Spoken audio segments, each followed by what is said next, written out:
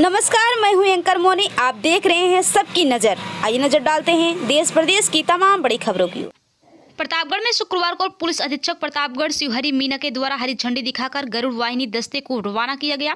थाना क्षेत्र कोतवाली नगर के भगवत चुंगी चौराहे पर पहुंचकर वहां उपस्थित यूपी 112 की पीआरबी ड्यूटी पॉइंटों का औचक निरीक्षण तथा उन पॉइंटों पर उपस्थित पुलिस बल के साथ पुलिस अधीक्षक द्वारा स्वयं कराई गई चेकिंग।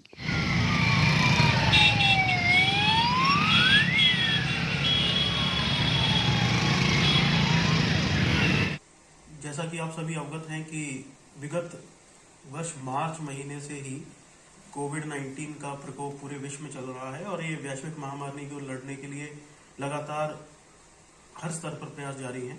पूरे भारतवर्ष में भी इससे काबू पाने के लिए लगातार प्रयास किए जा रहे हैं और बहुत हद तक अब इसकी इन्फेक्शन को कंट्रोल भी किया जा रहा है। इस नए साल में एक बहुत बड़ी खुशखबरी हम लोगों को मिली है कि इसकी वैक्सीनेशन अब प्रारंभ की जानी है और कल दिनांक 16 जनवरी 2021 को माननीय प्रधानमंत्री जी द्वारा इसका पूरे देश में लॉन्च किया जा रहा है। जनपद प्रतापगढ़ में भी 3 जगह से इसके लॉन्च की कार्रवाई शुरू की जा रही है, जिसमें जिला महिला चिकित्सालय, सीएससी कुंडा और सीएससी रानीगंज में इसको लॉन्च किया जाएगा। इसमें हर एक साइट पर 100 हमारे बेनिफिशरीज को प्रथम दिन वैक्सीनेशन किया जाएगा।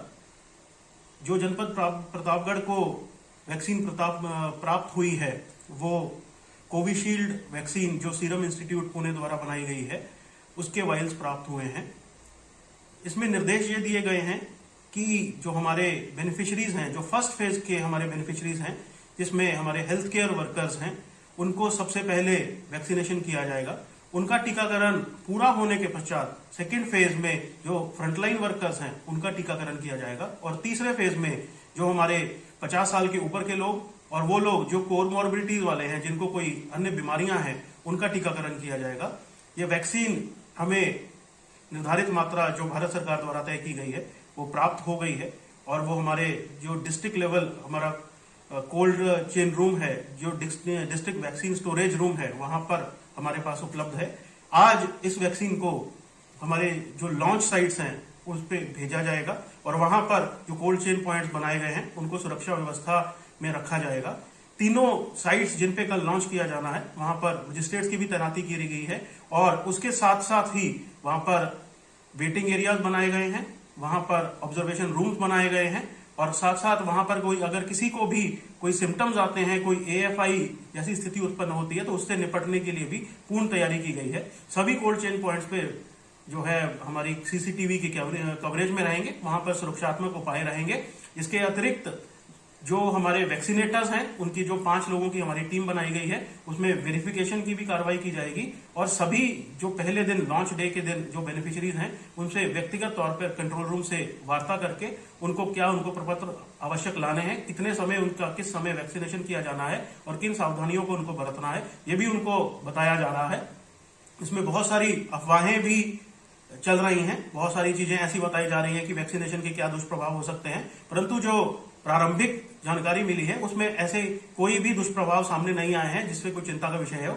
इसमें जो निर्देश दिए गए हैं, गर्भवती महिलाएं और जो धात्री महिलाएं हैं उनको इससे अभी वैक्सीनेशन से मना किया गया है क्योंकि अभी तक उनके ऊपर इसके ट्रायल्स पूरे नहीं हुए हैं। इसके अतिरिक्त जो हमारे कोई कर्मी ऐसे हैं जो बीमार होंगे, जिनको बुखार होगा या फिर कोई ऐसी बीमारी होगी जिससे वो पहले से लड़ रहे हों, उनको इससे अभी वैक्सीनेशन से दूर रखा जाएगा। इसके अतिरिक्त अगर कोई स्वस्थ है कर्मी, कोई ऐसा है जो टीकाकरण के लिए आता है तो उसका टीकाकरण किया जाएगा, उसका पूरा रिकॉर्ड किया जाएगा। जो लाभार्थियों का बेनिफिशरीज का चयन किया गया है वो कोविन पोर्टल के जरिए किया गया है और उसमें जो लाभार्थियों की फीडिंग हुई थी उन्हीं का ही टीकाकरण किया जाना है। इसलिए सभी जनपद वासियों से भी ये अनुरोध है कि चरणबद्ध तरीके से वैक्सीनेशन कराया जा रहा है। अभी पहले चरण में जो हमारे हेल्थ केयर वर्कर्स हैं, जो इस कोविड के पूरे कार्य के दौरान जो हमारी जो ऐसी वैश्विक महामारी उत्पन्न हुई थी, जिन्होंने आगे आकर अच्छा काम किया है, बहुत बेहतर काम किया है और सभी को सुरक्षित रखने का काम किया है, उनका सबसे पहले वैक्सीनेशन होगा क्योंकि अभी भी कोविड के केसेस निकल के आ रहे हैं।